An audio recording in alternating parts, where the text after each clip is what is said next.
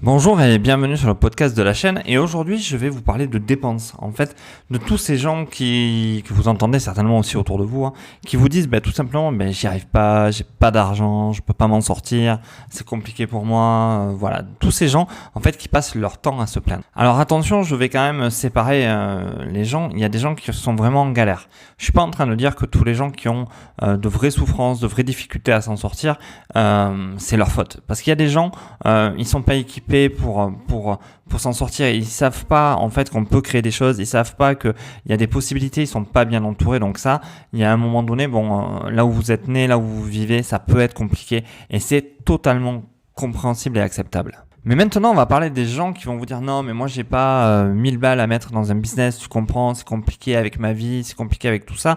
Et que finalement, on les voit rouler avec la dernière BM, par exemple, qui ont certainement acheté à crédit, qui ont le dernier iPhone, qui ont la dernière Apple Watch, qui ont les dernières Nike, qui ont tout, en fait, tout ce qui est bien matériel, et qui vous disent qu'ils n'ont pas 1000 balles à mettre dans une formation ou 1000 balles pour créer leur propre business. Mais là, j'ai envie de te dire, revois tes dépenses. Revoyez vos dépenses. Alors je tutoie, je vous vois, je m'embrouille complètement des fois, mais je vais vous dire, revoyez vos dépenses. Regardez un peu de quoi vous avez vraiment besoin. Est-ce que le dernier iPhone qui vient de sortir est vraiment intéressant pour vous, ou vous pouvez commencer à faire vos premières vidéos, vos premières stories avec le téléphone que vous avez? Parce que finalement, tout est là. Tout se résume dans qu'est-ce qu'on souhaite faire et là où on veut aller dans un premier temps. Si vous commencez à vous limiter en vous disant j'ai trop de dépenses parce que j'ai 800 balles de maison, j'ai 400 balles de crédit bagnole, plus j'ai ma femme qui m'en coûte 800 ou mon mari et les gosses et la crèche et le machin, à un moment donné, il est certain que vous n'aurez pas les moyens parce que vous avez trop de dépenses. Et c'est là où peut-être vous pourriez vous repositionner, reprendre un papier, un stylo et avec votre femme, avec votre mari, vous dire voilà, ça, est-ce qu'on en avait vraiment besoin ou est-ce qu'on peut l'annuler?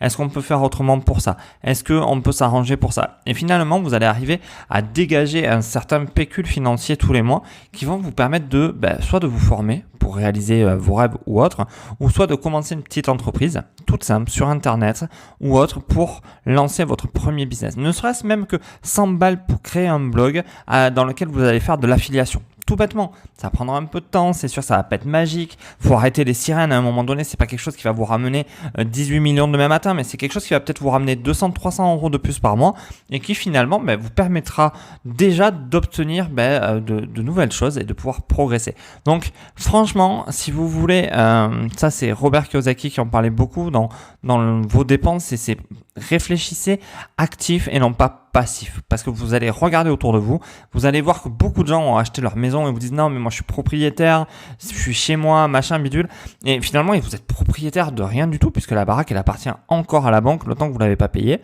et que finalement si vous avez une tuile ils vont vous la prendre. Ça, il faut pas rêver, ils vont pas vous en faire cadeau, ils vont pas vous dire tiens c'est pour moi cadeau, garde ta baraque. Non. Donc à un moment donné, est-ce que c'est un passif une maison ou un actif? Là aussi je vous propose de vous interroger. Dites-moi dans vos commentaires comment vous voyez la chose, ça peut être relativement intéressant.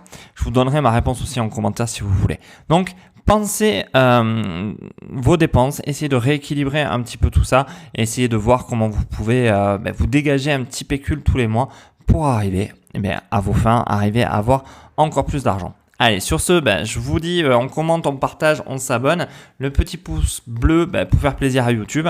Moi, je vous dis au prochain podcast. Au revoir.